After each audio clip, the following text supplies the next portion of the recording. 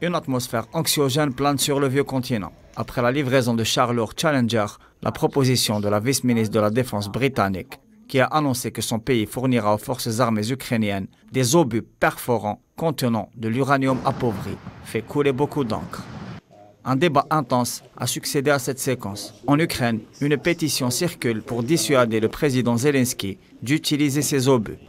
Ce type d'arme génère en effet des poussières radioactives et constitue un réel danger pour l'environnement et un risque pour la santé.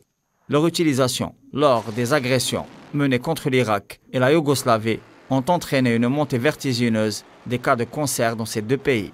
La réaction de Moscou ne s'est pas fait attendre. Le président russe Vladimir Poutine a déclaré que la Russie allait réagir de manière appropriée. Dans ce siège, Moscou et Minsk ont annoncé le déploiement d'armes nucléaires tactiques sur le sol biélorusse, en vertu de la demande de cette dernière et d'accords stratégiques bilatéraux. Le chef de la diplomatie biélorusse a déclaré que ce pas n'était nullement une violation des traités de non-prolifération nucléaire. Pour rappel, la Biélorussie a, par la voie d'un référendum organisé l'année dernière, entériné l'amendement de la Constitution de 1994.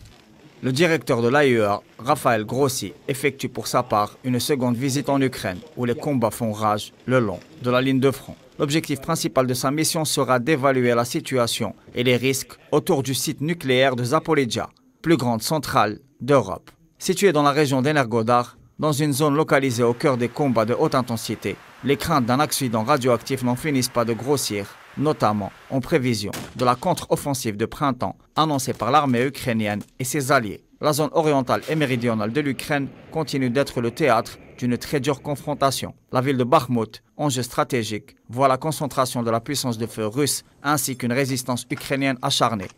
Après l'annonce de la capture de l'usine Azom, le centre d'Artemovsk continue de subir un assaut menaçant toute la ligne défensive ukrainienne dans le Donbass.